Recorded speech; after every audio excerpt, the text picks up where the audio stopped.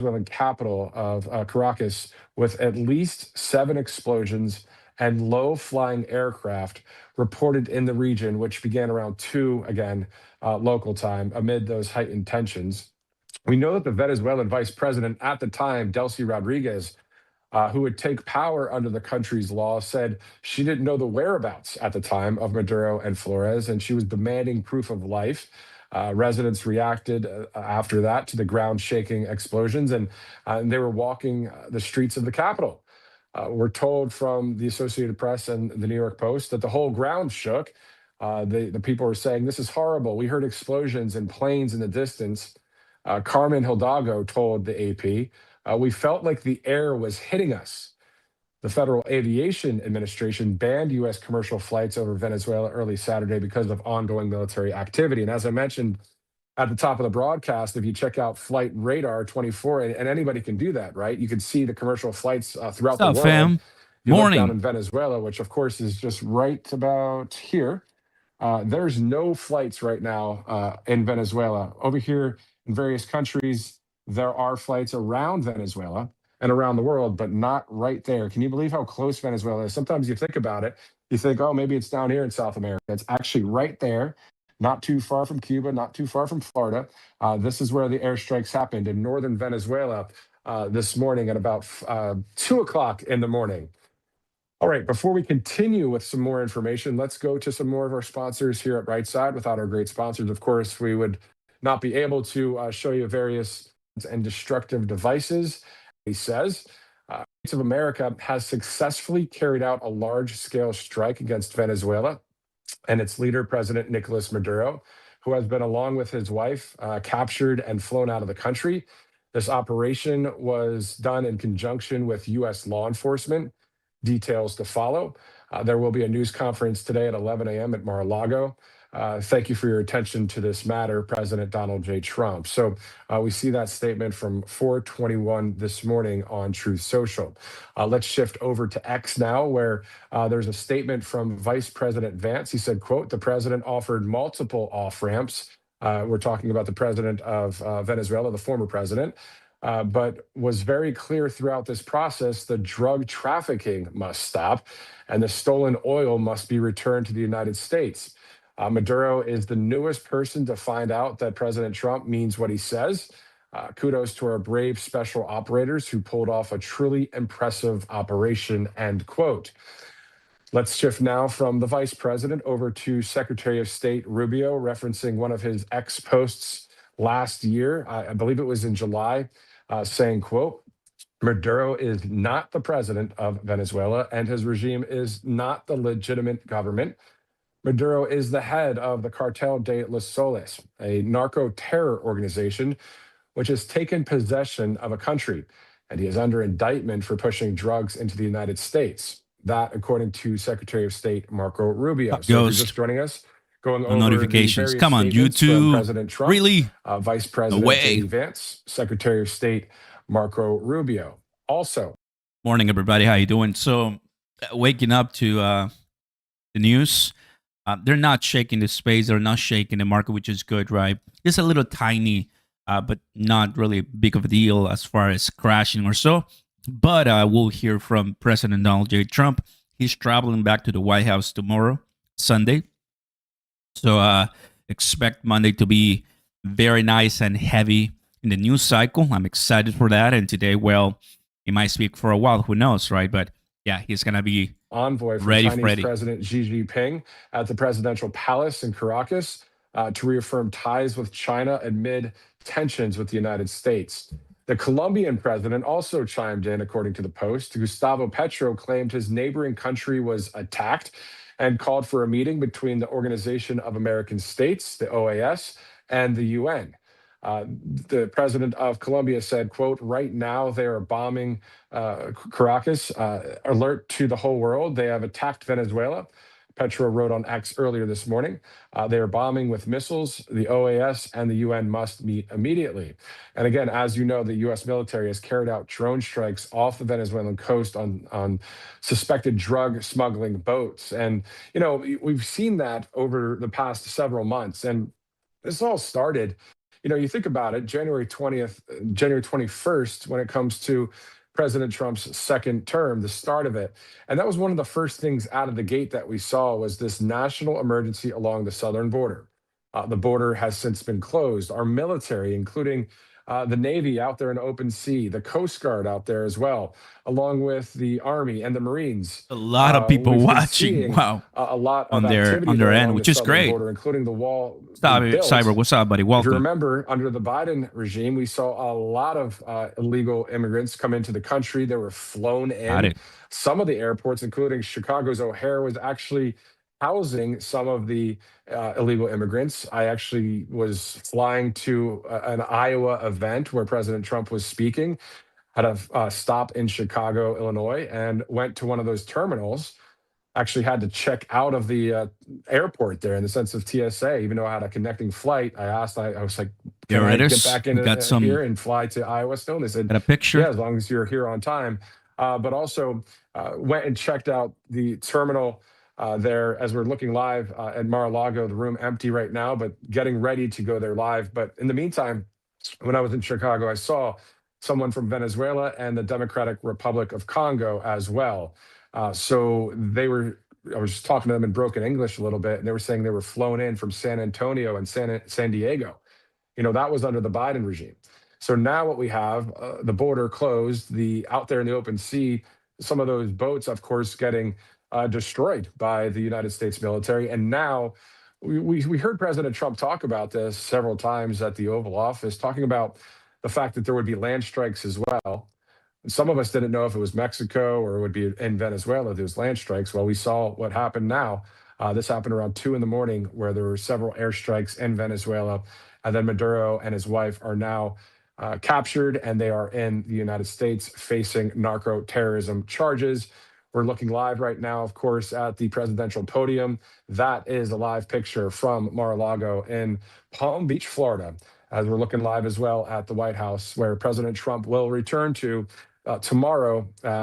So tomorrow to start the week back up for the new year. But right out of the gate, this is the top story of 2026 when it comes to the beginning of 2026. Of course, we've been tracking the other stories out there. Shout out to the investigative journalist Nick Shirley, who's uncovered a ton of fraud there in Minnesota, which is a domino effect throughout the country. And yes, a shout out to Nick, but a shout out to anybody that's doing investigative journalism to uncover the truth, and also conservative media as a whole and podcasters who continually speak truth. And a lot of times, the mainstream media will try to make things a little bit confusing for you. I love that. And I love really, that too. At the end of the day, it should be all about common sense. We love God, family, country, freedom, truth, justice, the American way, common sense, all things. And that's the place that conservative media is based in when we report.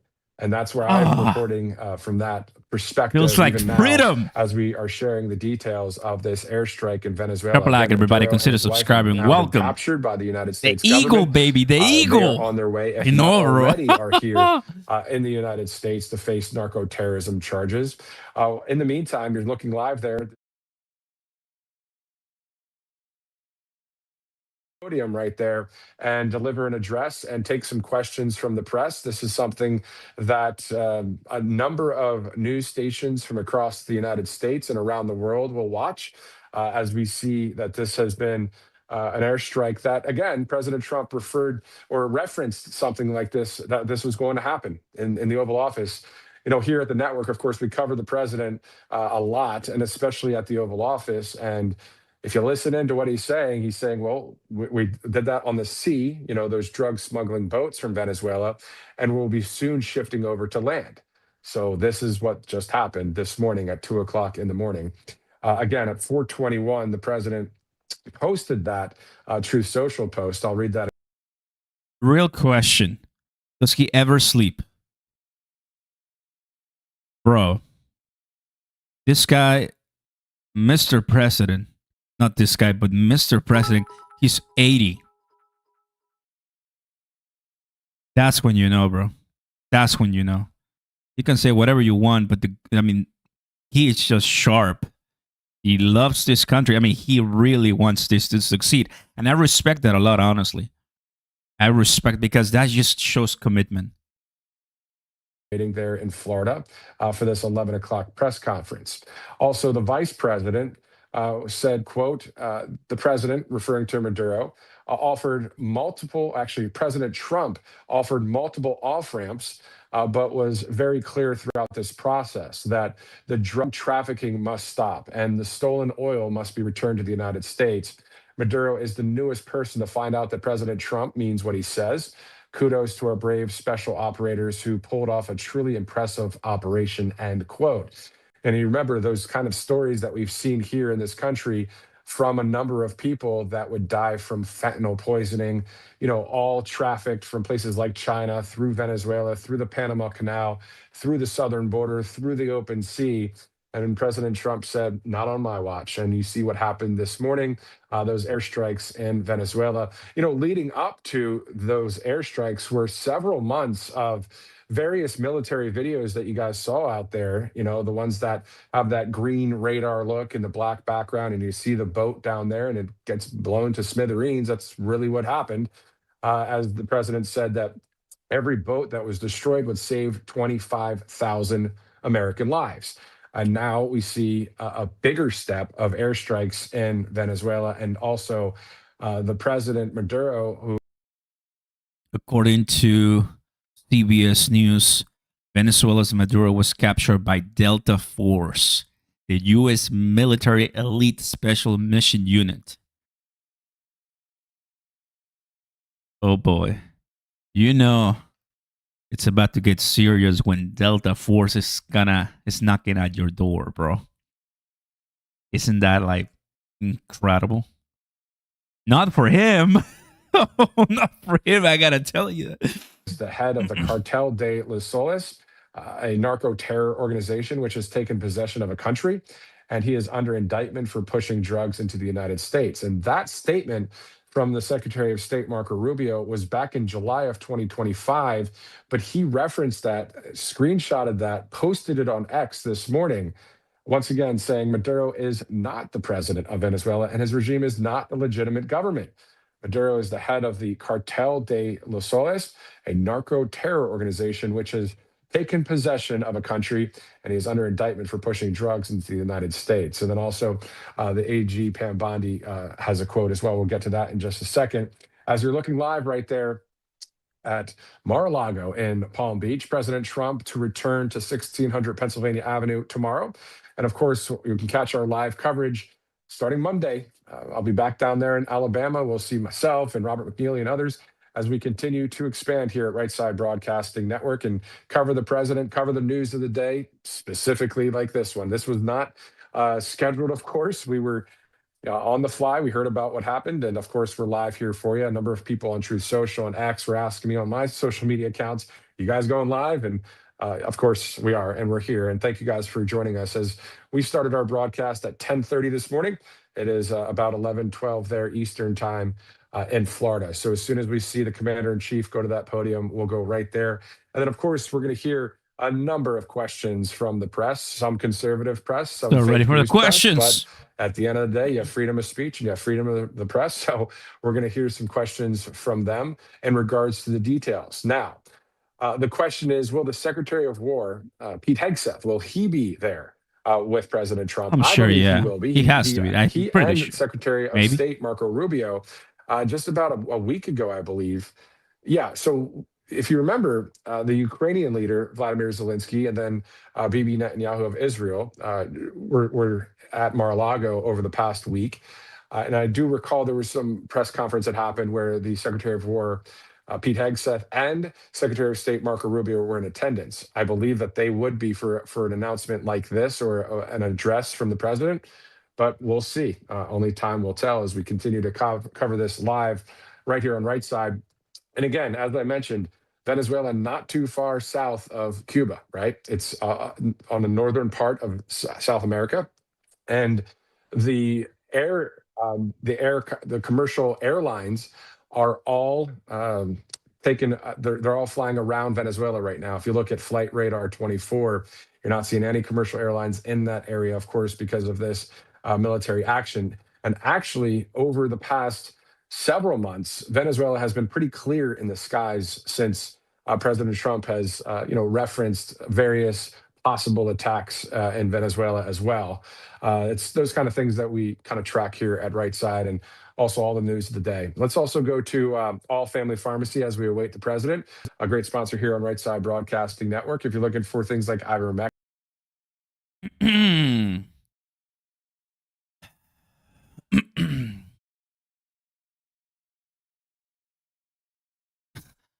Oh, they had a meeting today with China. I think one of you were telling me something like that.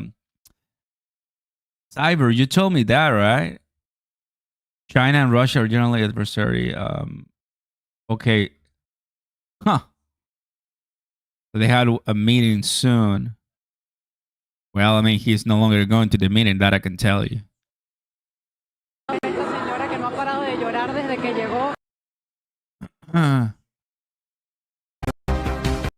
I cannot play that because I'm going to get super mega copyrighted.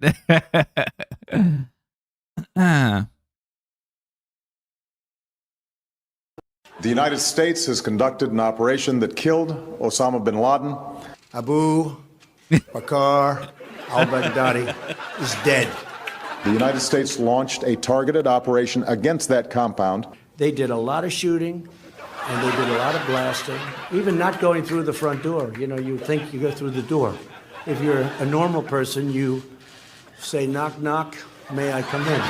After a firefight, they killed Osama bin Laden and took custody of his body. He died like a dog. But his death does not mark the end of our effort. A beautiful dog. Yeah, I mean, we knew that he was gonna be somebody else when you get those kinds of press conferences for sure. Guys, no way. Good morning, everybody. Good morning. So we're watching crypto.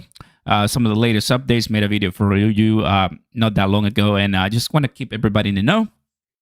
Tell us in the chat, of course, how you feeling. There's a lot of people watching this. I'm watching Fox right now, right in front of me. This one is 2026, January the 3rd. So it's barely, brand new year, and we already got some promises kept, promises made, promises kept. Alleged international narco traffickers. We hear about this. We see justice being served, and rightly so in certain cases like this. But also, I know a lot of you out there saying, well, we want to see some of these things happen in our country when it comes to those that need to be held accountable. We know who those people are through the court system, that accountability through evidence and receipts of wrongdoing. We're looking to see that happen as well. We want to see our elections be secured. We want to see the fraud stop throughout various states across the union. There's a lot that we're tracking. Of course, the big news story today, and what a way to kick off 2026. This is quite the story right now that we're tracking here on Saturday, January 3rd. All right, so we read the various quotes from a number of the government leaders, including President Trump, Vice President J.D. Vance, Secretary of State Marco Rubio, and the Attorney General Pam Bondi. A lot of comments, of course, right now on X and on Truth Social out there. A lot of people waking up to this news as it's only 8:15 or so, 8:16 out there on the West Coast of the United States. And, it's a Saturday morning, sometimes you sleep in a little bit, but I definitely was up around 5 or 6 this morning and saw the post from President Trump that was at 4:21 Eastern time. 4:21. These airstrikes, these large-scale airstrikes, in the morning, took place in Venezuela, and that Maduro and his wife were captured. Those stories, regardless of what day it is, of course, are big breaking news stories. That's why we're here live for you. And looking forward to seeing President Trump as we get ready to see him take to that podium right there at Mar-a-Lago in Palm Beach. So we're about a couple minutes out from the president taking to the stage there. That's what I'm hearing from back home in Alabama, as we know that there were at least 7 explosions and low-flying aircraft were heard around 2 a.m. in Venezuela. And we know that the government at that time didn't respond to a request from the AP for a comment. But of course, a lot has changed over the past several hours. Wow. And now we're going to get the latest news from President Trump. Wow. And we'll see if the Secretary of War and the Secretary of State will be there. and any others. This may be just the president coming out there to speak to the American people and also take some questions from the press. So thanks again for live streaming in It's with us. coming in If you'd now. like to share this link wherever you're watching, Rumble, Coming in now. YouTube, Any X, second. Truth Social, wherever you're watching, how about our app?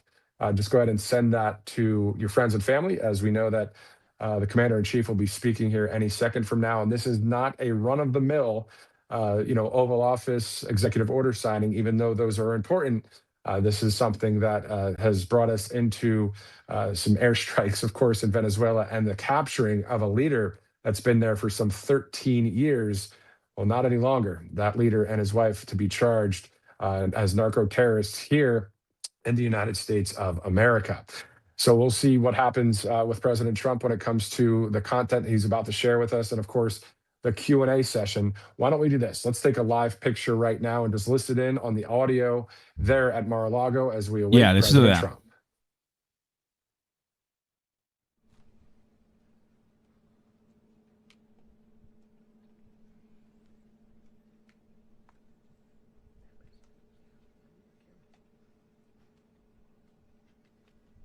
Eduardo, what's up, buddy? What's going on, y'all? The White House is live. Everybody's live. There's hundreds of thousands of people for this announcement. It's expected, right? That everybody in the world is ready to listen. And as soon as you start hearing all the camera clicks, boom, it's game on. Yesterday, we had an amazing day for crypto, for XRP. It was really nice. Everybody watching, we love that. Not enough, though. Not enough. We need more pump. We're going to get more pump. We're going to get more pump. This is not something I worry about. What I worry about is having enough crypto so we are not buying the FOMO. Every single day we can, every week we can, get some nice positions before the bull market is back. Simple as it is.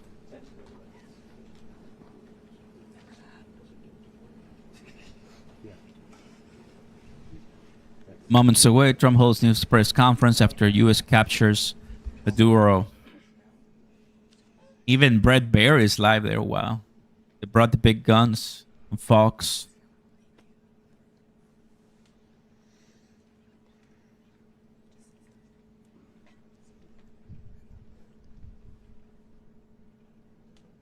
No notifications at all. Cheaper. What's up? Yeah, I mean, I don't know about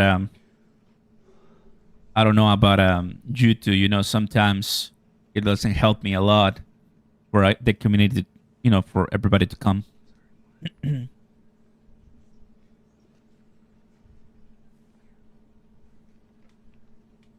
Waiting for a pump to 225, then 5 plus. Waiting for a pump. Nice. Welcome.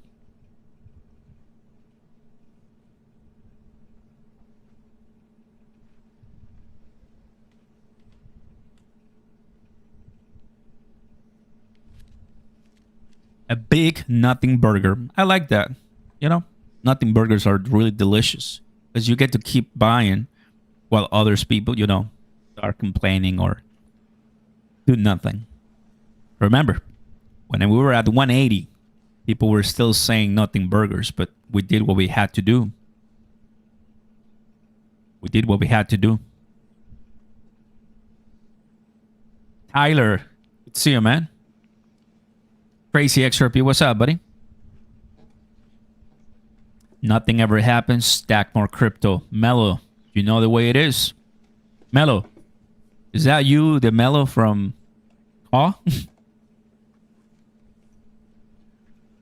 When do you think the next XRP pump is coming? It can happen any time. Anytime. That's why I'm telling you guys. I mean, you're telling me, come on, Oscar, tell us when the pump is. Nobody knows, one. And two, you just better be prepared for that. You're from Car? Let's go, man. Good to see you, bro. You're still on my Discord, right? Good morning, Oscar. Enjoying the channel. Let's get retail back. My man, Mr. Davis in the house. I'm seeing your comments. Celebrations in Venezuela are crazy. Of course. Chipper, good to see you, brother. Quentin, good to see you.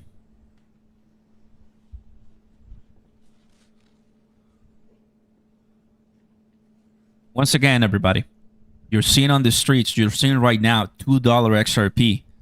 Don't come after me and we're at $3 and you're asking, should I buy? Period. Because 2026, I believe it's going to be a better year for us. I'm not going to say $750, $100, or $1,000. I'm not that person.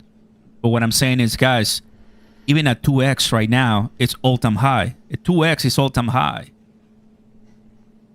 And when we do a 2x, have any clue how many people are going to go crazy for XRP and crypto? It's going to be insane, bro. Big shout out to my family who's watching. Just DMing me right now. Big shout out to them. Always good to see. Oh, I want to go to the house, bro. I want to go to the house. Always good to see you guys.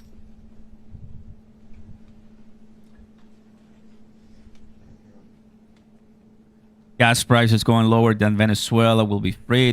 I mean, more oil coming in. Of course, gas prices are going to drop. I like to pump, you know, under $2. Not only under $2 XRP, but also under $2 gas. Under $2 gas, that's the way it is.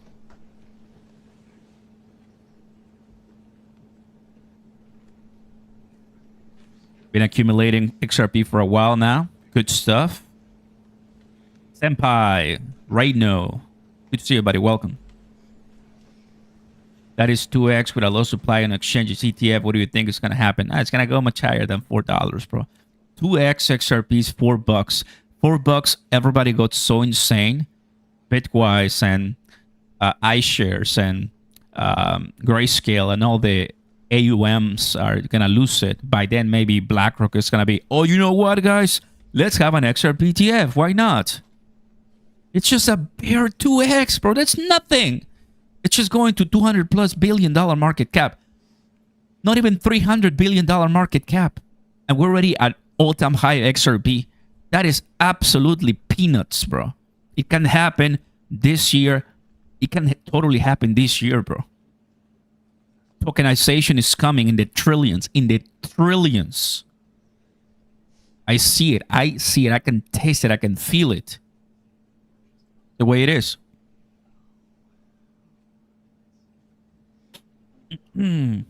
Oscar, 2025 was a good year. $50 to $2. Quentin, yeah, you're right.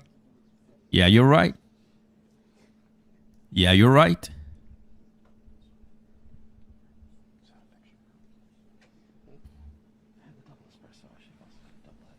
Cyber, good to see you, brother. It's always good to have amazing moderators here coming with us.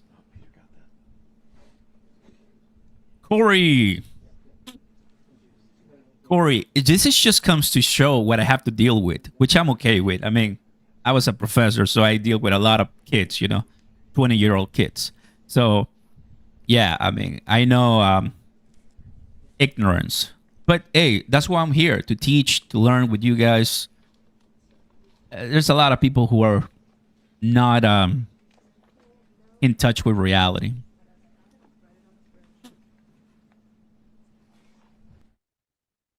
All right, so we're approaching the bottom of the hour as we await President Trump for the scheduled 11 a.m. press conference to talk about those airstrikes in Venezuela and, of course, the capturing of the so-called president of Venezuela, Nicolas Maduro, and his wife. So we're told from Fox that the Iwo Jima, the boat, is on its way to New York City, and that has Maduro on that ship, that vessel, being sent to New York City. Barely gonna get there. Maduro will be facing to the charges, US. of course, narco-terrorist charges, as we await President Trump there to talk about this morning's airstrikes and the capturing of Maduro. This all brought to you by some great sponsors as we await the president.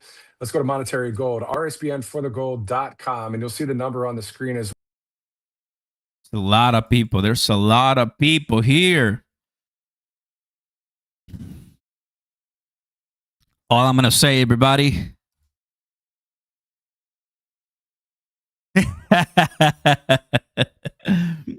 Do not mess with the US, period. That's what it is. You better not.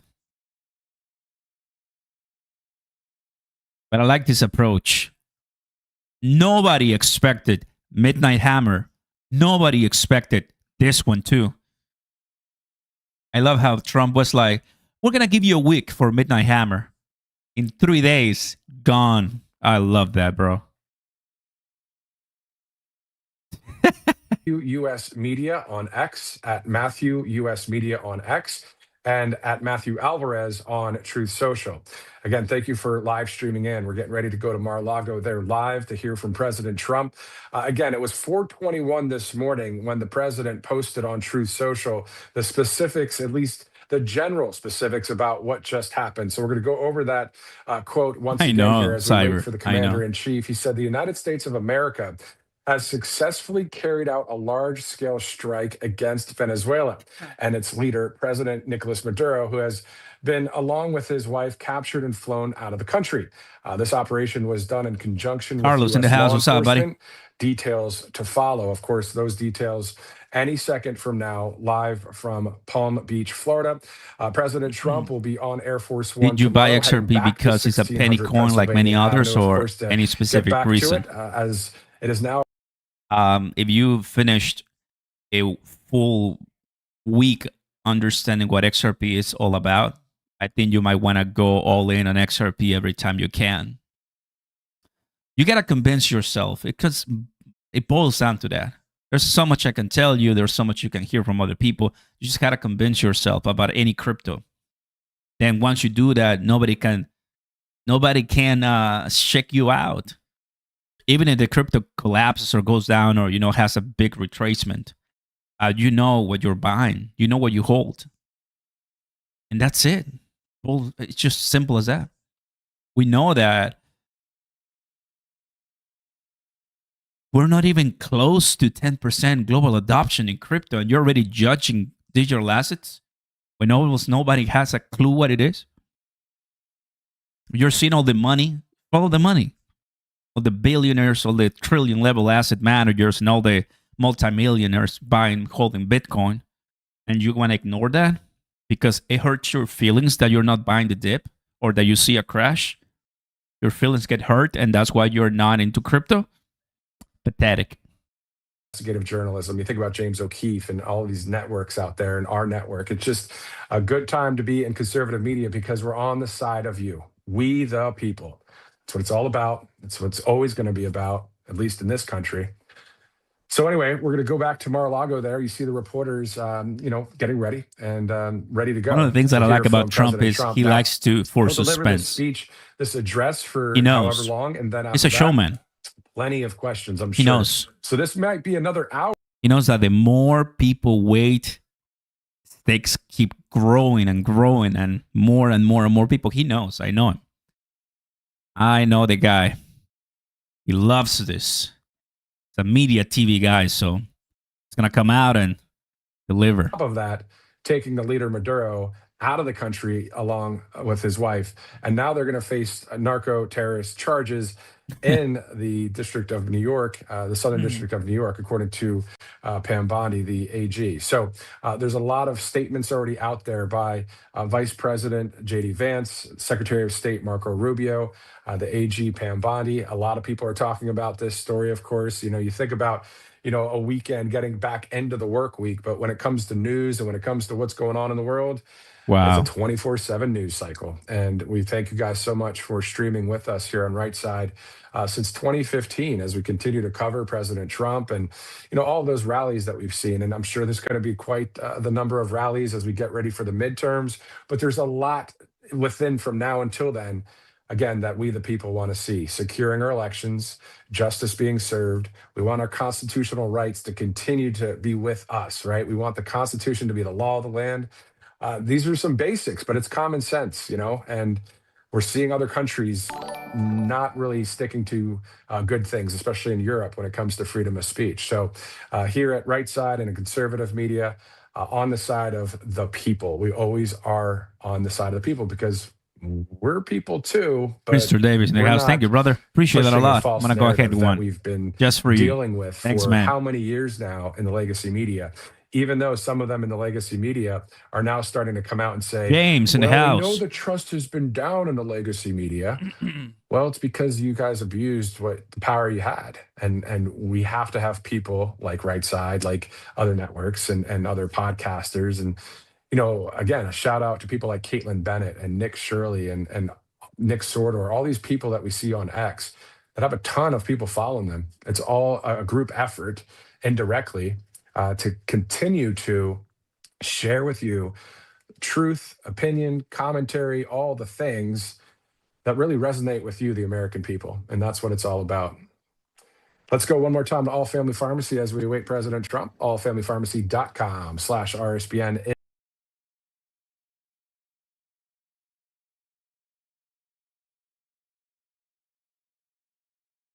Crypto guys warming up for the 2026 bull market.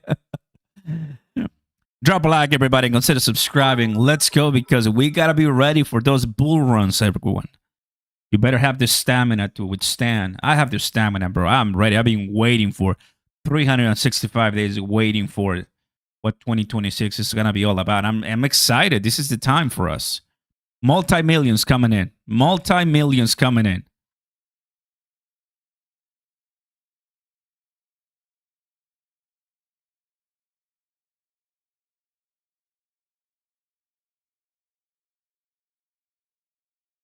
GM has been captured.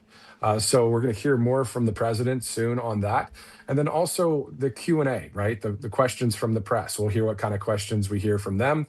Will there be any off-topic questions? Who knows? This may be a press conference, which is the first of 2026 with President Trump. Might take a while. This might be a long conference, but time will tell, because there are times that the president goes out there, delivers the message, and says, I'll talk to you guys later about this, maybe on his way on Air Force One, which, again, he'll be flying from West Palm Beach tomorrow on Air Force One to Joint Base Andrews there in Maryland, and then arriving to the White House tomorrow night. So we'll have any coverage that we see. We usually upload, especially on the weekends, that kind of coverage for you. But we'll be live on Monday, down there in Alabama. I'm live right now in South Central Pennsylvania. This is where my family's from. We were just getting ready to head back to Alabama, but hey, live news and breaking news can change plans in a heartbeat. So here we are. Let's go back to Mar-a-Lago right now. Matthew Alvarez, thanks so much for watching here on RSBN Live. Let's go now to Palm Beach, Florida.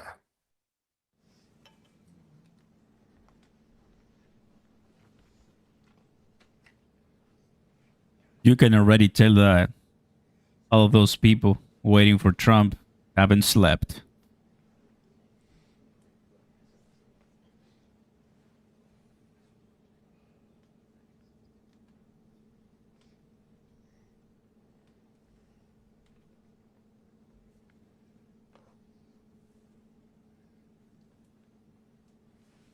Anything pumping today?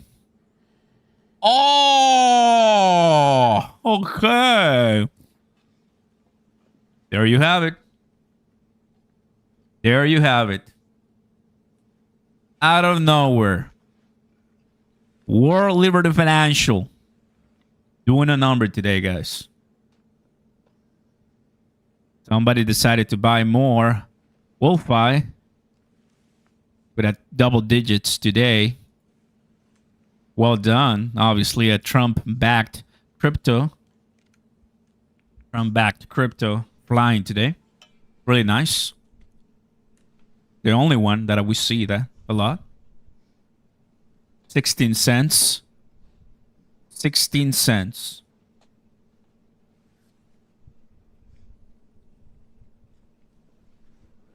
XRP fan bam in the house. Welcome.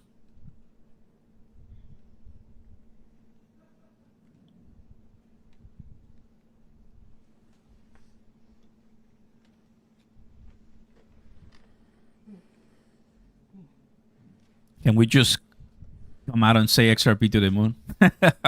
I will do it, but I mean, I don't have the mic. Nah, bro, man. Should be good. Thoughts on stacking WolfI? It's at a good chunk at launch, but been I made a little bit of money with Wolfi, but I sold it. I don't want to buy political coins personally. I did it. I mean, the way I approach that is I buy when they launch or prior to launch, and I sell so I make the money. I don't really hold them much. Oh, wait. Somebody coming. Somebody coming. All right, everybody. Lock in. Let's go ahead and watch Wolfi just for a little moment. I can already tell people are getting ready. So here we go. Here we go.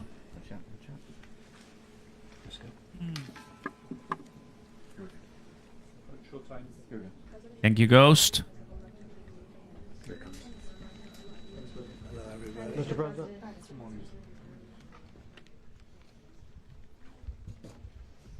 Okay, thank you very much. This is big stuff. We appreciate you being here. Late last night and early today, at my direction, the United States Armed Forces conducted an extraordinary military operation in the capital of Venezuela.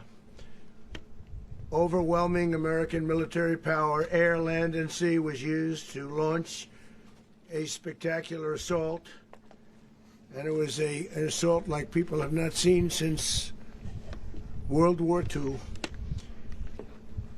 It was a force against a heavily fortified military fortress in the heart of Caracas to bring outlaw dictator Nicolas Maduro to justice. This was one of the most stunning, effective, and powerful displays of American military might and competence in American history. And if you think about it, we've done some other good ones, like the attack on Soleimani,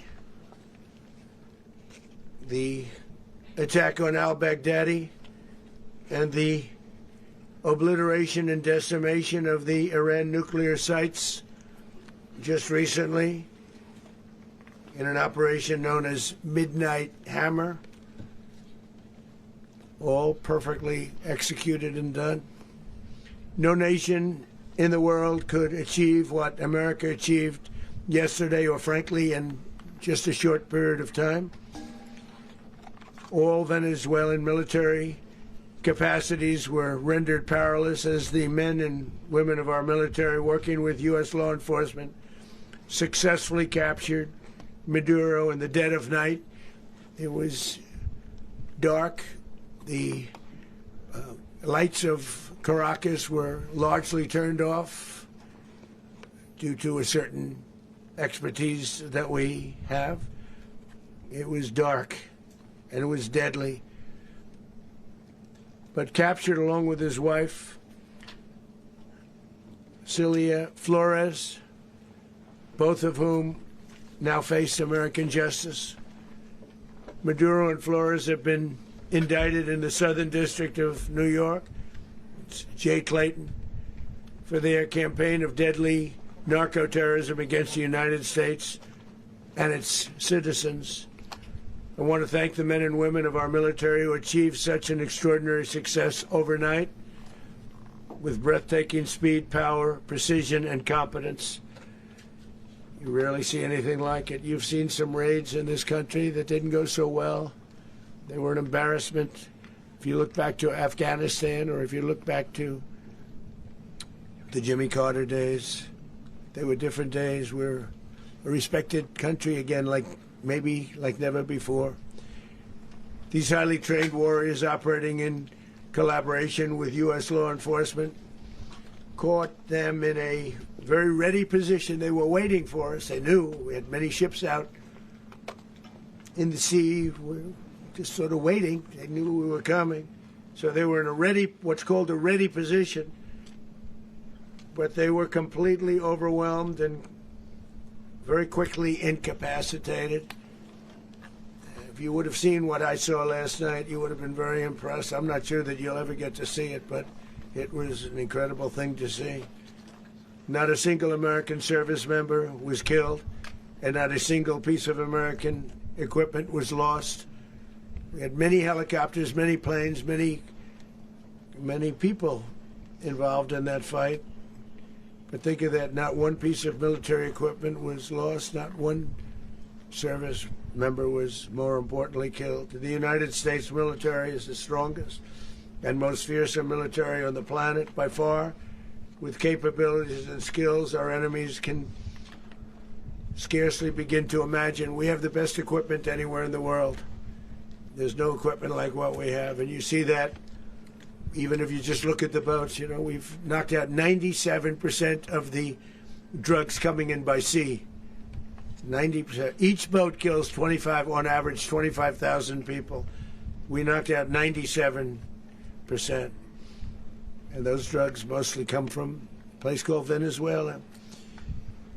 We're going to run the country until such time as we can do a safe, proper, and judicious transition. So we don't want to be involved with having somebody else get in, and we have the same situation that we had for the last long period of years. So we are going to run the country until such time as we can do a safe, proper, and judicious transition. And it has to be judicious because that's what we're all about. We want peace, liberty, and justice for the great people of Venezuela, and that includes many from Venezuela that are now living in the United States and want to go back to their country. It's their homeland. We can't take a chance that somebody else takes over Venezuela that doesn't have the good of the Venezuelan people in mind. We've had decades of that. We're not going to let that happen. We're there now, and what people don't understand, but they understand as I say this, we're there now, but we're going to stay until such time as the proper transition can take place. So we're going to stay until such time as we're going to run it, essentially, until such time as a proper transition can take place. As everyone knows, the oil business in Venezuela has been a bust, a total bust, for a long period of time. They were pumping almost nothing by comparison to what they could have been pumping and what could have taken place. We're going to have our very large United States oil companies, the biggest anywhere in the world, go in, spend billions of dollars, fix the badly broken infrastructure, the oil infrastructure, and start making money for the country. And we are ready to stage a second and much larger attack if we need to do so. So we were prepared to do a second wave if we needed to do so. We actually assumed that a second wave would be necessary, but now it's probably not. The first wave, if you'd like to call it that, the first attack was so successful, we probably don't have to do a second, but we're prepared to do a second wave, a much bigger wave, actually. This was pinpoint, but we have a much bigger wave that probably won't have to do. This partnership of Venezuela with the United States of America, a country that everybody wants to be involved with because of what we were able to do and accomplish, will make the people of Venezuela rich, independent, and safe.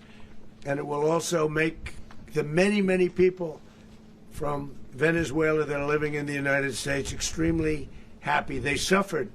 They suffered. So much was taken from them. They're not going to suffer anymore. The illegitimate dictator Maduro was the kingpin of a vast criminal network responsible for trafficking colossal amounts of deadly and illicit drugs into the United States. As alleged in the indictment, he personally oversaw the vicious cartel known as Cartel de las Solas, which flooded our nation with lethal poison, responsible for the deaths of countless Americans, the many, many Americans. Hundreds of thousands over the years of Americans died because of him. Maduro and his wife will soon face the full might of American justice and stand trial on American soil.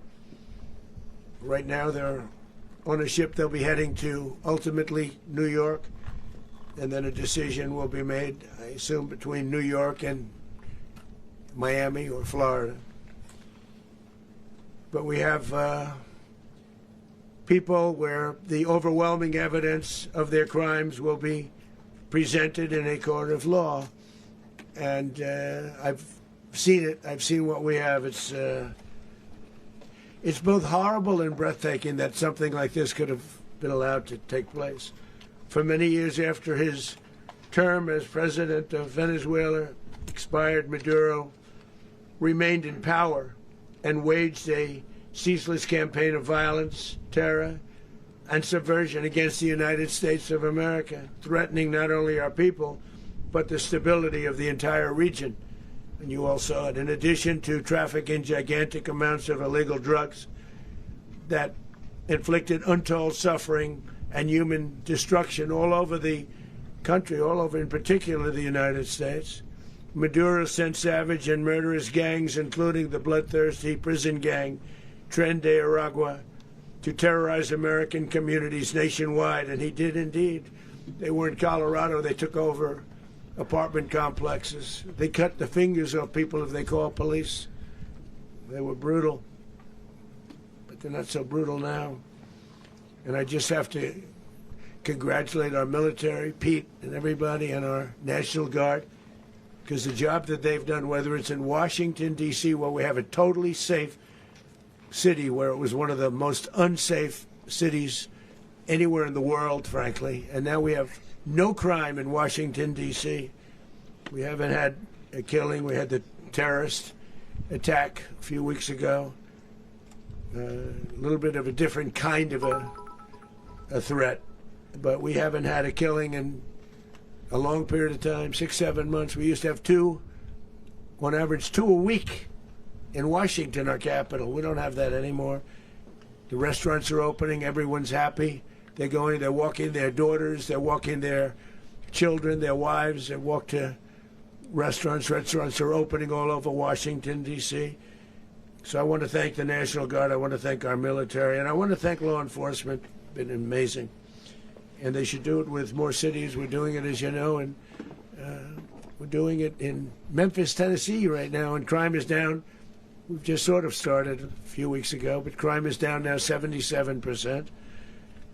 And the governor of Louisiana called, great person, and he wanted us to help him, as you know, in a certain very nice part of Louisiana, and we have done that. It was a rough section, and we have crime down. I understand it's down to almost nothing already after 2.5 weeks. New Orleans, it's down to almost nothing, and we've only been there for 2.5 weeks. Can't imagine why governors wouldn't want us to help. We also helped, as you know, in Chicago, and crime went down a little bit there. We did a very small help because we had no working ability with the governor. The governor was a disaster, and the mayor was a disaster, but it knocked down crime. But we're pulling out of there. When they need us, we'll know. You'll know. You'll be writing about it. And likewise, Los Angeles, where we saved Los Angeles early on, where the head of the police department made a statement that if the federal government didn't come in, we would have lost Los Angeles. That's long after the fires. That's when they had the riots in Los Angeles. We did a great job. Got no credit for it whatsoever, but that's okay. It doesn't matter. We don't need the credit. But we'll be pulling out when they need us. They'll call, or we'll go back if we have to. We'll go back. But we did a great job in various cities. But the place that we're very proud of is Washington, D.C., because it's our nation's capital. We took it from being a crime-ridden mess to being one of the safest cities in the country. But the gangs that they sent raped, tortured, and murdered American women and children. They were in all of the cities I mentioned, Tren de Aragua. And they were sent by Maduro to terrorize our people, and now Maduro will never again be able to threaten an American citizen or anybody from Venezuela. There will no longer be threats. For years I've highlighted the stories of those innocent Americans whose lives were so heartlessly robbed by this Venezuelan terrorist organization. Really one of the worst, they say the worst. Americans like 12-year-old Jocelyn Nungari from Houston, beautiful Jocelyn, And then, Gary, what happened to her? They, as you know, they kidnapped, assaulted, and murdered by Tren de Aragua animals. They murdered Jocelyn and left her dead under the bridge. There was a bridge that will never be the same to so many people after seeing what happened. As I've said many times, the Maduro regime emptied out their prisons, sent their worst and most violent monsters into the United States to steal American lives. And they came from mental institutions and insane asylums. They came from prisons and jails. The reason I say both, they sound similar. Actually, prisons, a little bit more hostile, a little bit tougher. A mental institution isn't as tough as an insane asylum, but we got them both. They sent from their mental institutions. They sent from their jails, prisons. They were drug dealers. They were drug kingpins. They sent everybody bad into the United States, but no longer. And we have now a border where nobody gets through. In addition, Venezuela unilaterally seized and sold American oil, American assets, and American platforms, costing us billions and billions of dollars. They did this a while ago, but we never had a president that did anything about it. They took all of our property. It was our property. We built it. And we never had a president that decided to do anything about it. Instead, they fought wars that were 10,000 miles away. We built Venezuela oil industry with American talent, drive, and skill, and the socialist regime stole it from us during those previous administrations, and they stole it through force. This constituted one of the largest thefts of American property in the history of our country. Considered the largest theft of property in the history of our country. Massive oil infrastructure was taken like we were babies, and we didn't do anything about it. I would have done something about it. America will never allow foreign powers to rob our people or drive us back into and out of our own hemisphere. That's what they did. Furthermore, under the now deposed dictator Maduro, Venezuela was increasingly hosting foreign adversaries in our region and acquiring menacing offensive weapons that could threaten U.S. interests and lives. And they used those weapons last night. Potentially in league with the cartels operating along our border. All of these actions were in gross violation of the core principles of American foreign policy, dating back more than 2 centuries. And not anymore. All the way back, it dated to the Monroe Doctrines. And the Monroe Doctrine is a big deal. But we've superseded it by a lot. By a real lot. They now call it the Donroe Document. I don't know. It's Monroe Doctrine. We sort of forgot about it. It was very important, but we forgot about it. We don't forget about it anymore. Under our new national security strategy, American dominance in the Western Hemisphere will never be questioned again. Won't happen. So just in concluding, for decades, other administrations have neglected or even contributed to these growing security threats in the Western Hemisphere. Under the Trump administration, we are reasserting American power in a very powerful way in our home region. And our home region is very different than it was just a short while ago. The future will be, and we did this in my first term. We had great dominance in my first term, and we have far greater dominance right now. Everyone's coming back to us. The future will be determined by the ability to protect commerce and territory and resources that are core to national security. These are core to our national security. Just like tariffs are, they've made our country rich, and they've made our national security stronger than ever before.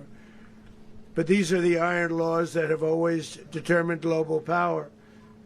And we're going to keep it that way. We will secure our borders. We will stop the terrorists. We will crash the cartels, and we will defend our citizens against all threats, foreign and domestic. Other presidents may have lacked the courage or whatever to defend America, but I will never allow terrorists and criminals to operate with impunity against the United States. This extremely successful operation should serve as warning to anyone who would threaten American sovereignty or endanger American lives. Very importantly, the embargo on all Venezuelan oil remains in full effect. The American Armada remains poised in position, and the United States retains all military options until United States demands have been fully met and fully satisfied. All political and military figures in Venezuela should understand what happened to Maduro can happen to them, and it will happen to them if they aren't just fair, even to their people. The dictator and terrorist, Maduro, is finally gone in Venezuela. People are free. They're free again. It's been a long time for them, but they're free. America is a safer nation. This morning, it's a prouder nation this morning because it didn't allow this horrible person and this country that was doing very bad things to us. It didn't allow it to happen.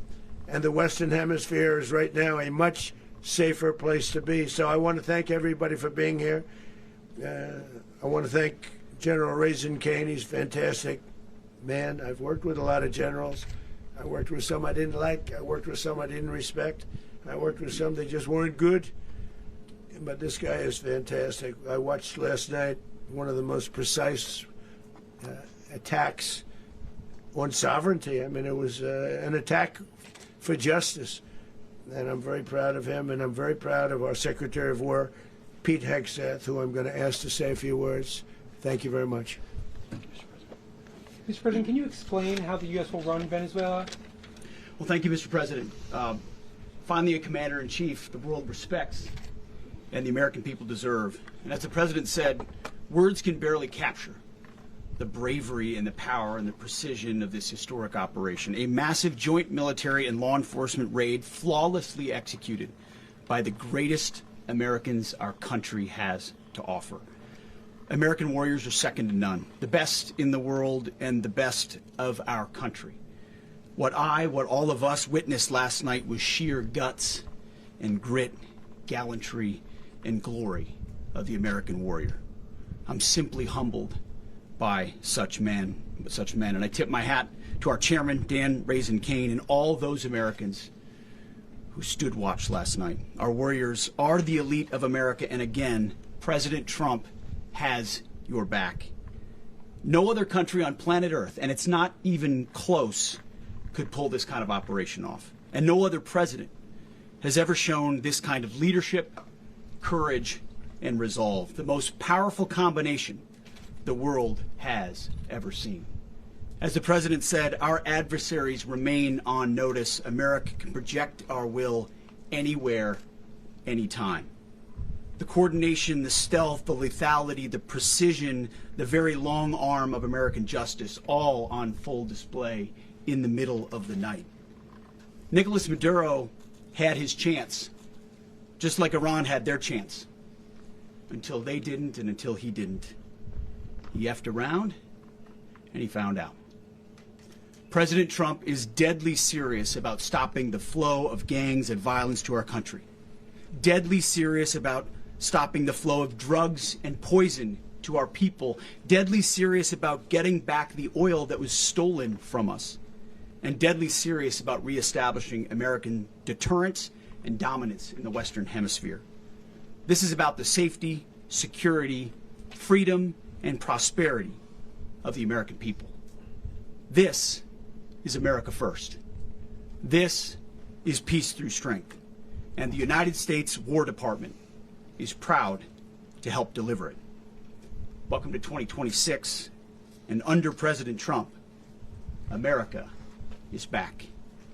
I'd like to welcome now our chairman, Chairman Raisin Kane, to give a few more details about the operation. Mr. Chairman. Thank you, Mr. Secretary. Thank you, Mr. President, and good morning. Last night, on the order of the President of the United States and in support of a request from the Department of Justice, as the President said, the United States military conducted an apprehension mission in Caracas, Venezuela, to bring to justice two indicted persons, Nicolas and Cecilia Maduro. This operation, known as Operation Absolute Resolve, was discreet, precise, and conducted during the darkest hours of January 2nd and was the culmination of months of planning and rehearsal, an operation that, frankly, only the United States military could undertake. What I'd like to do this morning is talk to you through some of the preparation and the details without compromising any of our tactics, techniques, and procedures. There is always a chance that we'll be tasked to do this type of mission again. Our interagency work began months ago and built on decades of experience of integrating complex air, ground, space, and maritime operations. While the past 2 decades have honed the skills of our special operations forces, this particular mission required every component of our joint force, with soldiers, sailors, airmen, Marines, and Guardians working in unison with our intelligence agency partners and law enforcement teammates in an unprecedented operation. We leveraged our unmatched intelligence capabilities and our years of experience in hunting terrorists, and we could not have done this mission without the incredible work by various intelligence agencies, including the CIA, NSA, and NGA. We watched, we waited, we prepared, we remained patient and professional. This mission was meticulously planned, drawing lessons from decades of missions over the last many years, many missions over these last many years. This was an audacious operation that only the United States could do. It required the utmost of precision and integration within our joint force. And the word integration does not explain the sheer complexity of such a mission.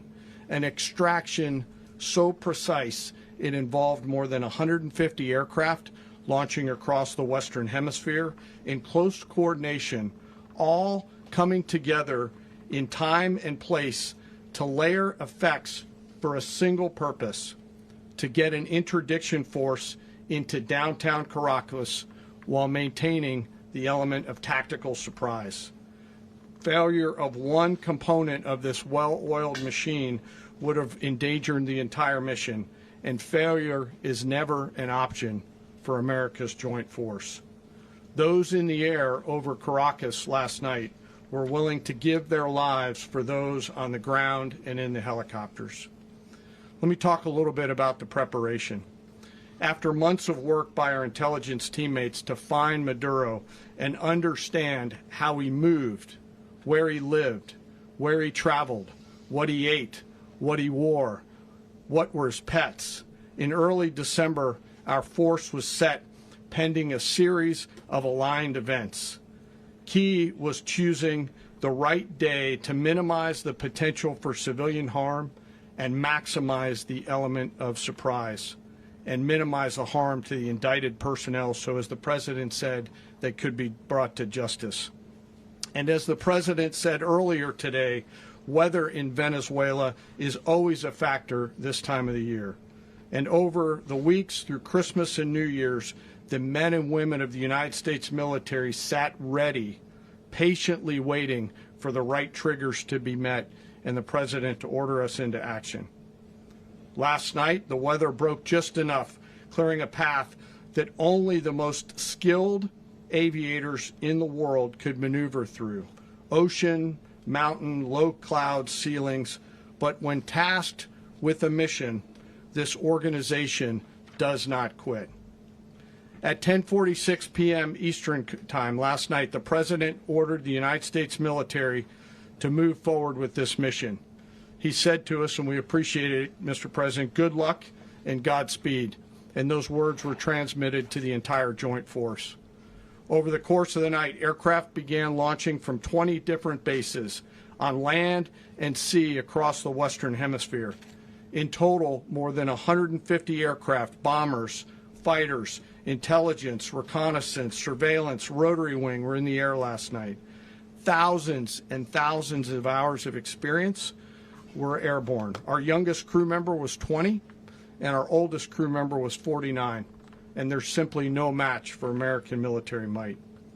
As the night began, the helicopters took off with the extraction force, which included law enforcement officers, and began their flight into Venezuela at 100 feet above the water. As they approached Venezuelan shores, the United States began layering different effects provided by Spacecom, Cybercom, and other members of the interagency to create a pathway.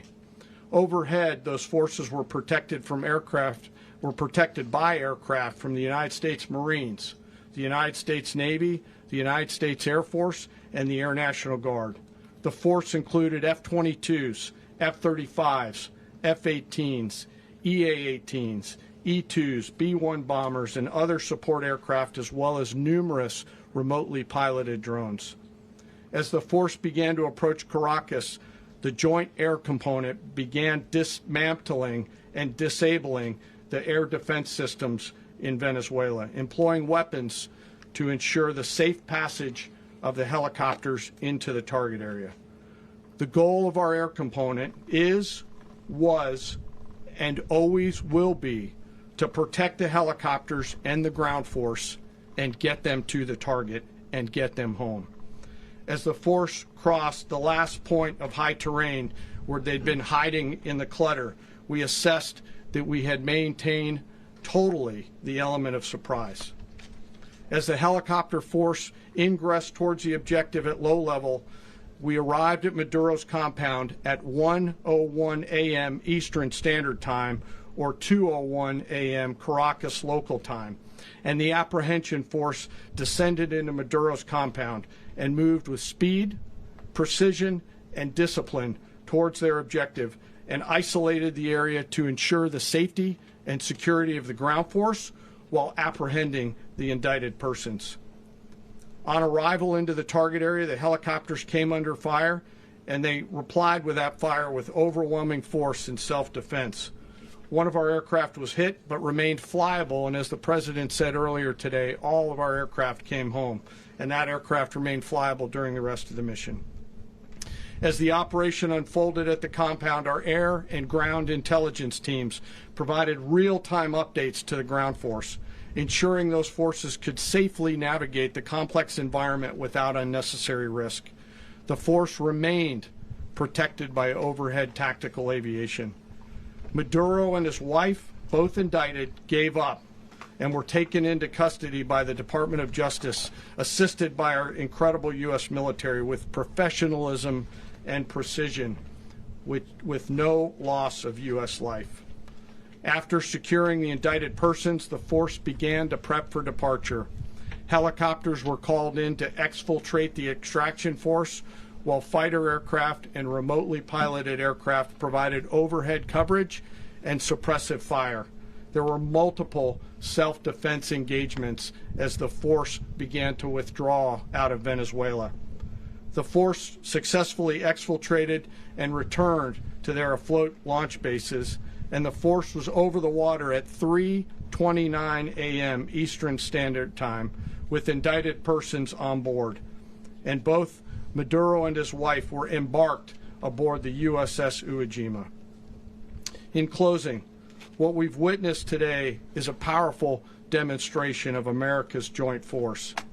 We think, we develop, we train, we rehearse, we debrief, we rehearse again and again, not to get it right, but to ensure that we cannot get it wrong. Our jobs are to integrate combat power so when the order comes, we can deliver overwhelming force at the time and the place of our choosing against any foe anywhere in the world. I am immensely proud today of our joint force and filled with gratitude to represent them here today. There is simply no mission too difficult for these incredible professionals and the families that stand by them and support them. As we stand here this morning, our forces remain in the region at a high state of readiness, prepared to project power, defend themselves, and our interests in the region. This operation is a testament to the dedication and unwavering commitment to justice and our resolve to hold accountable those who threaten peace and stability. In closing, I want to express my heartfelt gratitude to the brave men and women who executed this mission. Their courage and tireless commitment to our nation are what makes us strong. Thank you, Mr. Secretary, and thank you, Mr. President. Thank you. Well, I don't have much to add to what you've heard now, other than the following points. Nicolas Maduro was indicted in 2020 in the United States.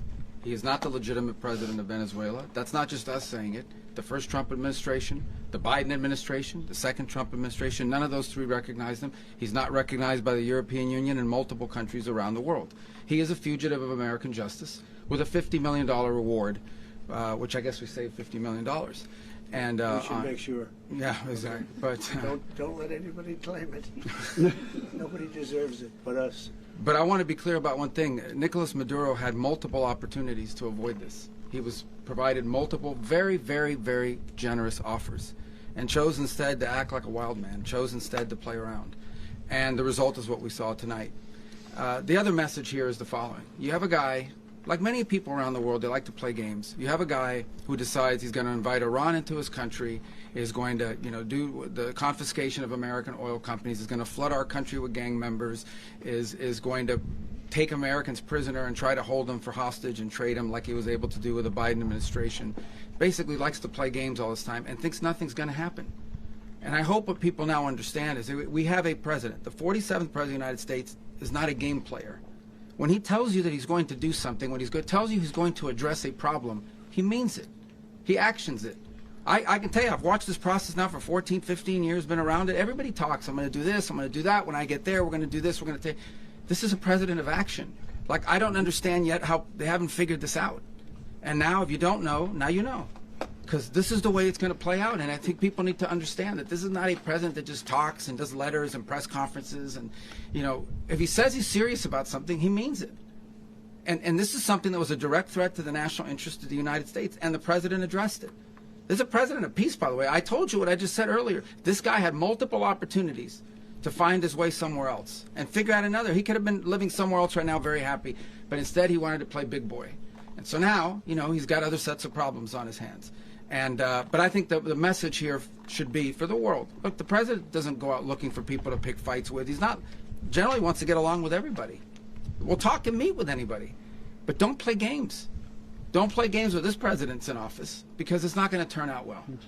And so I hope that, I guess that lesson was learned last night, and we hope it'll be instructive moving forward. Is that a message for Cuba? Mr. President. Mr. President. Mr. President. Mr. President. Q&A. Mr. President. Mr. President. You said that the U.S. is going to run Venezuela. So who's in power right now? Well, we're going to be running it with a group, and we're going to make sure it's run properly. We're going to rebuild the oil infrastructure, which will cost billions of dollars. It'll be paid for by the oil companies directly. They will be reimbursed for what they're doing, but it's going to be paid. And we're going to get the oil flowing the way it should be. As you know, it was just a minor flow. It was actually a minor flow for what they have. But we're going to run it properly, and we're going to make sure the people of Venezuela are taken care of. We're going to make sure the people that were forced out of Venezuela by this thug are also taken care of. Mr. President. Mr. President. Mr. President. Mr. President. President, does the U.S. running the country mean that U.S. troops will be on the ground? How will that work? Well, they always say boots on the ground. So we're not afraid of boots on the ground if we have to have. We had boots on the ground last night at a very high level, actually. We're not afraid of it. We don't mind saying it. But we're going to make sure that that country is run properly. We're not doing this in vain. This is a very dangerous attack. This is an attack that could have gone very, very badly. Could have gone very badly. We could have lost a lot of people last night. We could have lost a lot of dignity. We could have lost a lot of equipment. The equipment is less important, but we could have lost a lot. And we're going to make sure that this is proper. We're there now. We're ready to go again if we have to. We're going to run the country right. It's going to be run very judiciously, very fairly.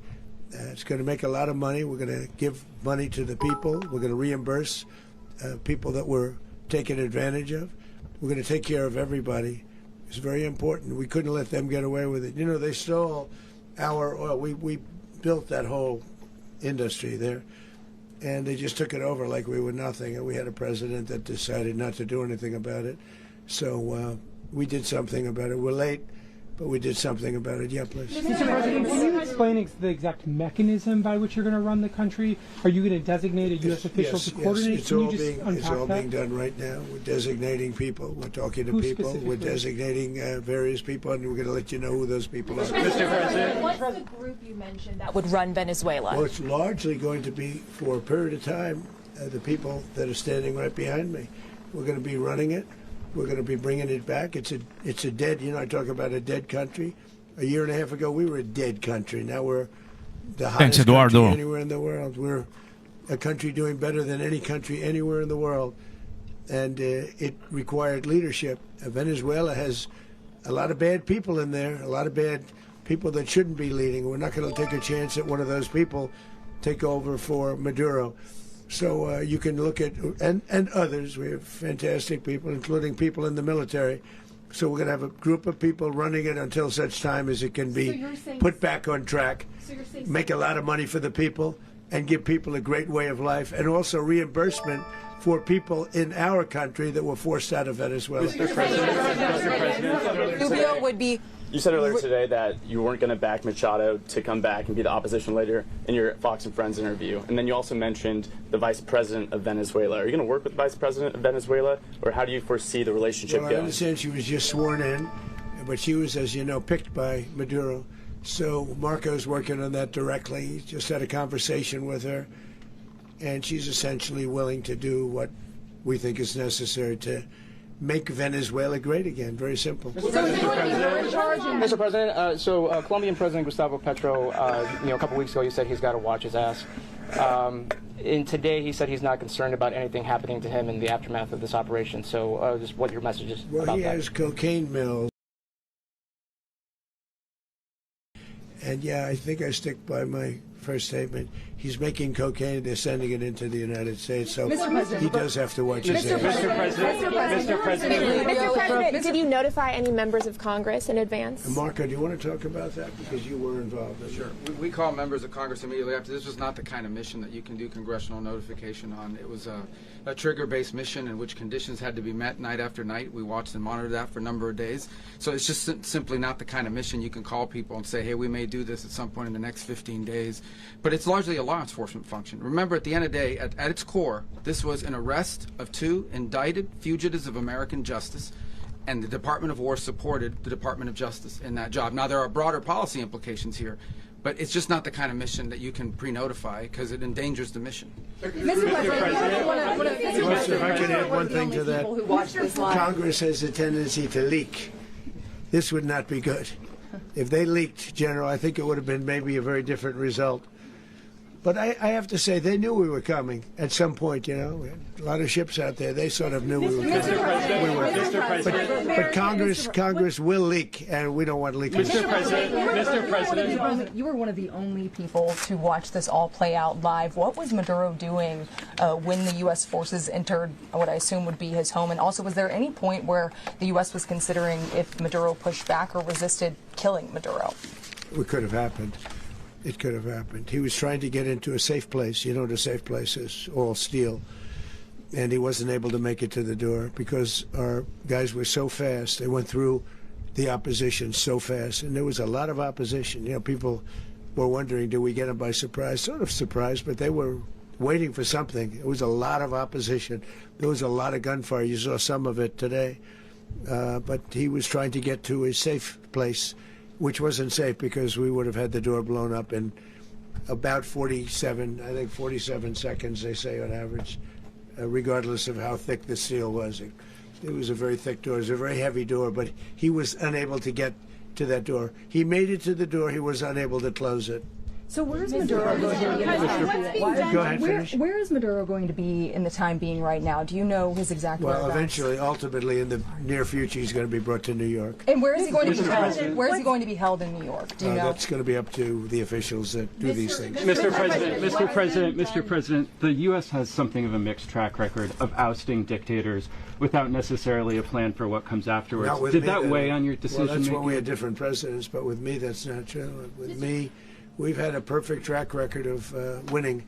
We win a lot, and we win. If you look at Soleimani, you look at al-Baghdadi, you look at the Midnight Hammer. Midnight Hammer was incredible. Right now, you wouldn't have peace in the Middle East. We have essentially peace in the Middle East because of that. If we weren't successful with Midnight Hammer, you wouldn't have peace in the Middle East. So, with me, you've had a lot of victory. You've had only victories. You've had no losses. Yeah. Mr. President, can you?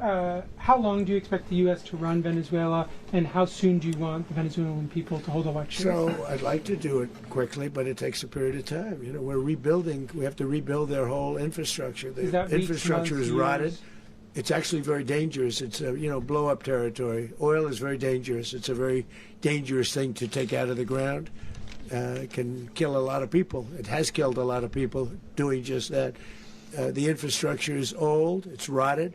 Much of it is stuff that we put there 25 years ago, and we're going to be replacing it. And we're going to take a lot of money out so that we can take care of the country. Are you saying that Secretary Rubio and Mr. President, China, Russia, and Iran have interests in Venezuela. How does this operation affect your relationships with them when it comes to the oil and drugs? In terms of China and Russia, Russia when we get things straightened out. But in terms of other countries that want oil, we're in the oil business. We're going to sell it to them. We're not going to say we're not going to. In other words, we'll be selling oil.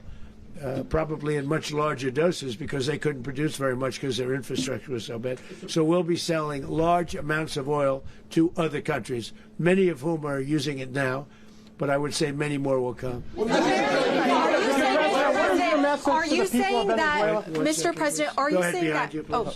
Mr. President, thank you. What is your message to the people of Venezuela today? Of course, the civilian population specifically, they have a lot of questions. What is your message to the people of Venezuela? That you're going to have peace, justice. You're going to have some of the riches that you should have had for a long period of time. It was stolen from you.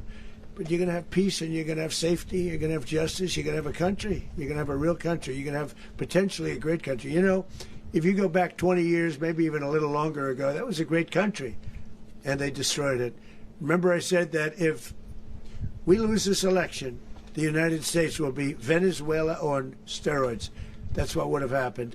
Had we lost the election, the 2024 election, we suffered so badly. When you look at the border from 2020, what they did, what Joe Biden administration did to our country should never be forgotten.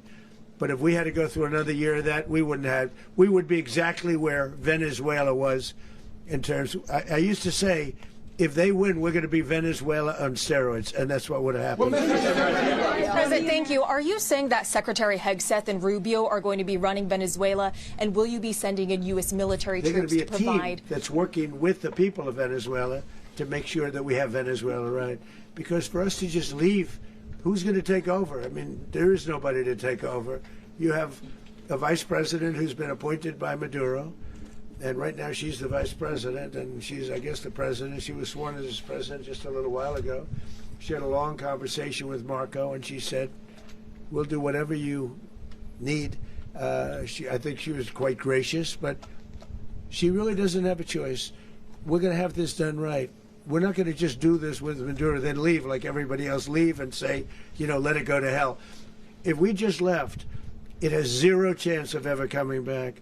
We'll run it properly. We'll run it professionally. We'll have the greatest oil companies in the world go in and invest billions and billions of dollars and take out money, use that money in Venezuela.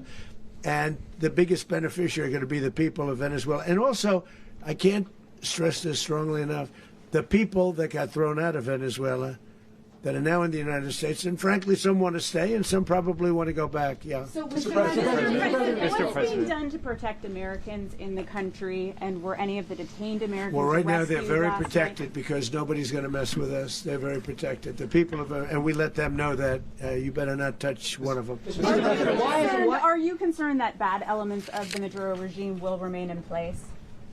Well, we know who they are.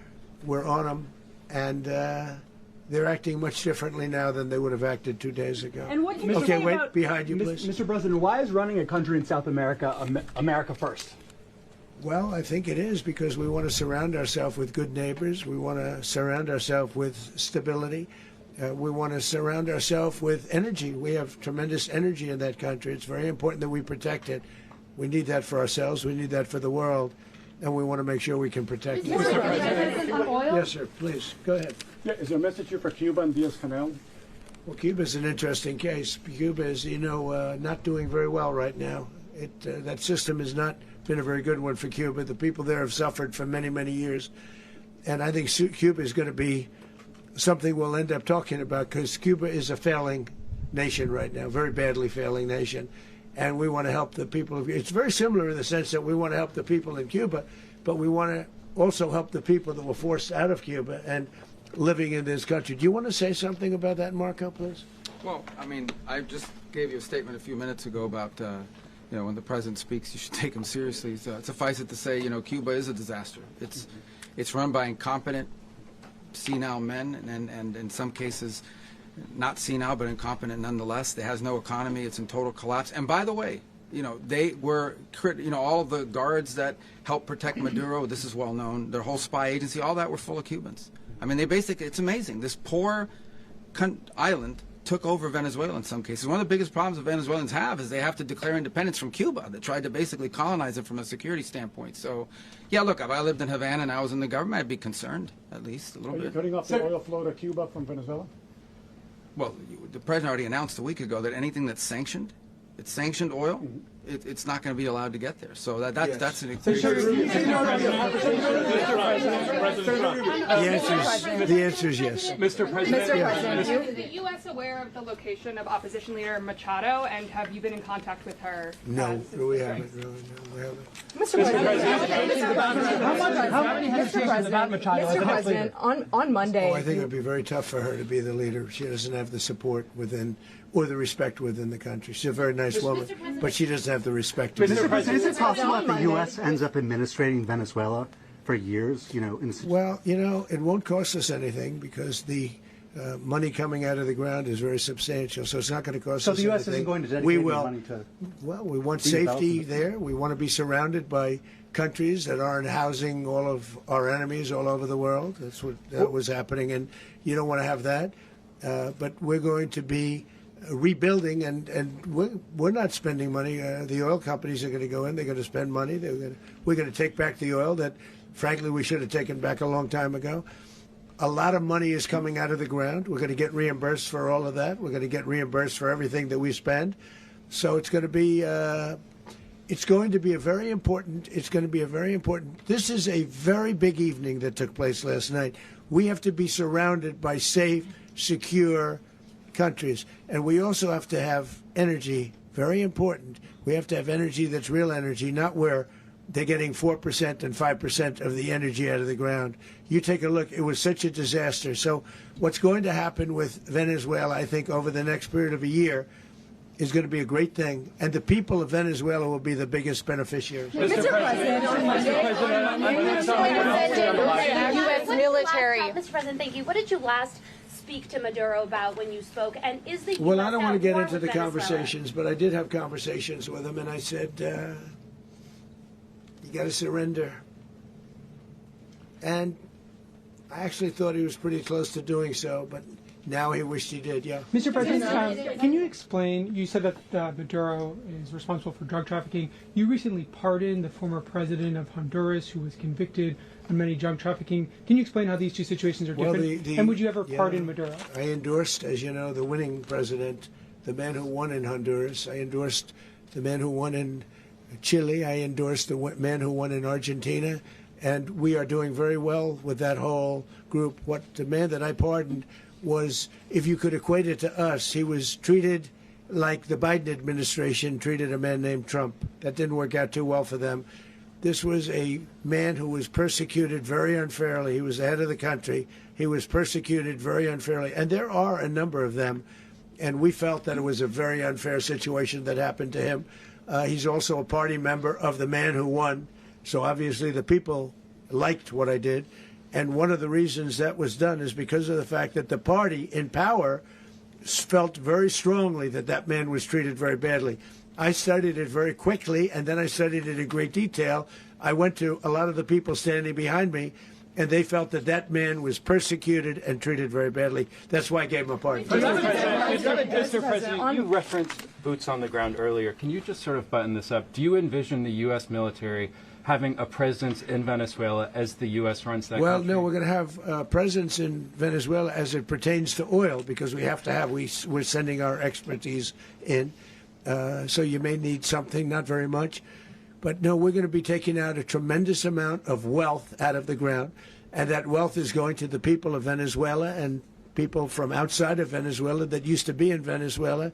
And it goes also to the United States of America in the form of reimbursement for the damages caused us by that country.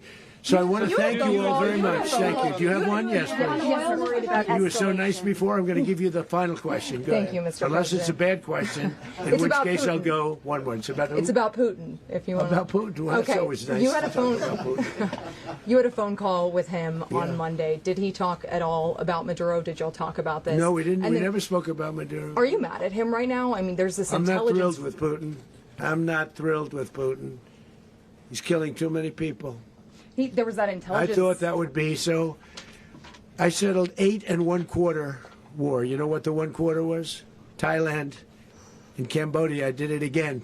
They broke out, and I did it in about 5 hours, and I settled it. I'm giving myself 1/4, so I'm up to now 8 1/4. In other words, I settled the war, but then they broke out. They had a pretty bad breakout over the last 4 days. I got them to go back to peace. So I only give 1/4. I thought the easiest one would be, one of the easier ones would be Russia, Ukraine.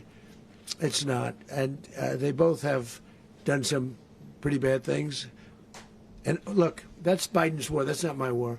But I want to stop the lives. Did you see where last month, 30,000, it was 27,000 the month before.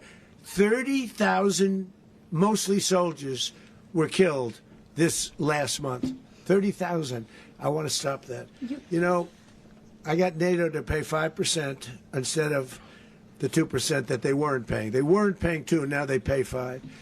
And we send them a lot of munitions. We send them a lot of things, missiles and various other things, a lot. And they pay. The United States is not losing money. We're probably making money on that. It's the last thing I care about. I just want to stop all those people. We're losing 25, 30,000 human beings. They come from 2 places that are very far away. But if I can stop, because it's something I've been pretty good at doing, deals, I guess. It's all a deal. Life is a big deal. But if I can stop that war and stop 30,000 young people, in addition to the fact that people are being killed in Kiev, people are being killed in other cities, you know, a much smaller number, but they're being killed, viciously killed.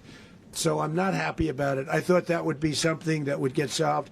We have Mr. Witkoff here. I think that we're making progress, but that's a war that should have never happened. If I were president, it would have never happened.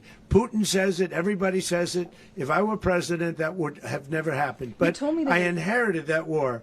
That was Joe Biden, Zelensky, and Putin.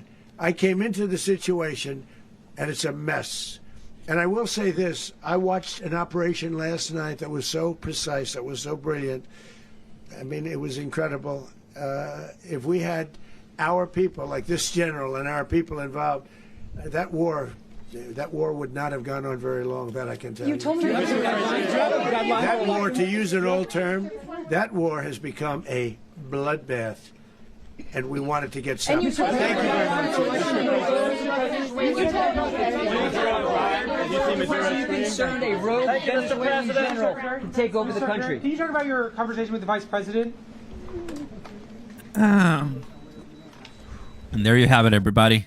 President Donald J. Trump just finished this press conference.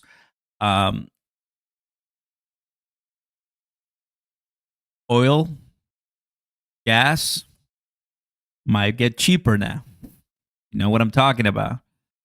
He said at the end, the wealth is going to go to Venezuela, to the people outside of Venezuela that need that, and to the U.S. reimbursements. A lot of oil. So, freedom. My fam, that's it, guys. Almost 2 hours live. I'm going to cut it. I got to stretch. I got to eat. I got to relax. But I covered this for you all. Thank you, thank you, thank you. We saw War Liberty Financial doing a really nice one. So it did really well, double digits. XRP holding $2, pretty nice. Baffle, right? So very good. Midnight Hammer and Operation Absolute something. Somebody can help me here, but it was called Absolute something. Well done, man. Honestly, man, the United States, amazing. And if anybody's watching, veteran, thank you, man. Like, wow, we're gonna have an amazing 250 anniversary in July, and I just couldn't be more thrilled. And I want to tell you one more thing. Has nothing to do with crypto or XRP, but I did it, and I'm very proud of it. In about 3 hours from now, Amazon is gonna deliver my flag, the U.S. flag, and the pole. I'm gonna put it outside my home. Didn't do it, but I just think about it. I'm like, oh yeah, I want to show that. And I was walking all around my neighborhood, my street. It's a big street. There's not a single U.S. flag, not a single one. I'm like, no way. There's like other flags in other different streets, but in my street, my long street, there's not a single U.S. flag. And I'm like, I'm gonna be the first one. So yeah, I'll once it's installed, fully installed today, I'm gonna go ahead and take a picture and I'll post it so you guys can see it. God bless you all. Thanks so much for coming in and watching. Put that flag up, of course. I'm so excited. It's not gonna be at 35. I bought the 4.6. I bought the 4.6 with a 6 feet pole. It's gonna be so beautiful, so big. I'm so excited. God bless you all. Thank you for coming to the live. Drop a like, subscribe to the channel. Welcome, and I'll see you next time.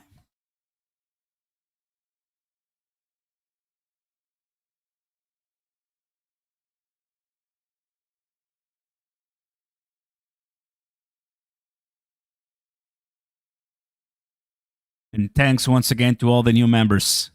Love you guys. See you soon.